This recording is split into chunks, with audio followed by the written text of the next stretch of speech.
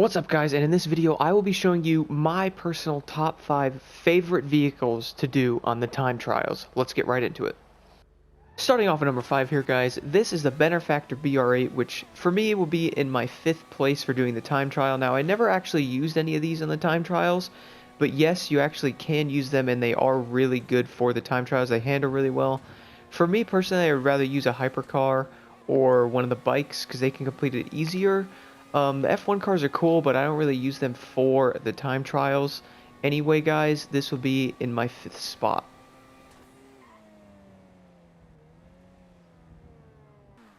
In 4th place, guys, we have the Emerus, which is $2,750,000. Now, for me, this is probably one of the best cars you can buy for the time trials, mainly because it's so fast, it handles so good. It handles similar to the F1 car, obviously not as good as, or as, like, tight as turning as the F1 car can do. But for me, I would recommend buying this over the F1 car if you're looking for a high-end supercar to do the time trials with, or one in general that's really fast. The Emerus is probably your best bet. Now, the reason why I didn't mention the Krieger for 4th place was because I personally like the Emerus more, and I think it's actually better in my opinion. But obviously, everybody has their own preference. It's really whatever you like with that. But for me, the Emerus is definitely in 4th place. Coming in at 3rd place, guys, we have the Shotaro, which is at $2,225,000. Now, this is obviously probably one of the best vehicles as well to do the time trial with. I mean, honestly, the bikes are just so good for the time trials because they're so agile and so quick. The Shotaro is definitely up there, one of the fastest vehicles and bikes in the game. This thing does pretty much all the time trials with ease and doesn't really have any issues. So that's why I included this in this list. This is definitely number 3 for me. A lot of people might have this bike from when it was on the podium, but if not, it's pretty hefty price at over $2 million, but I think it's definitely worth it. And not only that, it's also a really good looking bike too. In 2nd place, guys, we have the Devesta 8 at $1,795,000. Now, this car is, well, interesting looking, to say the least. It looks like a small bus, but when it comes to speed and handling, this car is absolutely amazing. It can complete time trials with ease, which I actually completed last week's time trial with it very easily. The Devesta 8 is definitely a good car to have, and it's not too expensive. Under $2 million is not bad at all. I know a lot of the supercars are above that now. So a lot of people are probably like, well, to get a decent car, I'm going to spend over $2 million. Well, this car can pretty much do it all.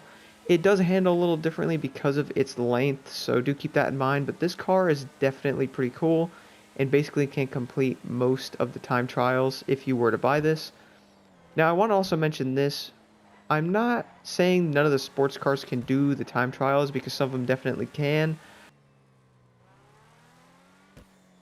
Done some of the time trials in some of the sports cars. Now, a lot of them probably can do the time trials, but I feel like a lot of them might struggle.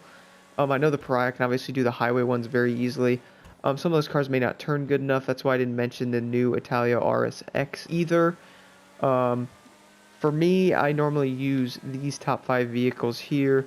This is, again, the second one, and these, for me, are the best cars to use on these. I know a lot of people might be in the market for some of these cars, or some of them might just be way too expensive. That's why I'm mentioning the cars from the most expensive to the cheapest.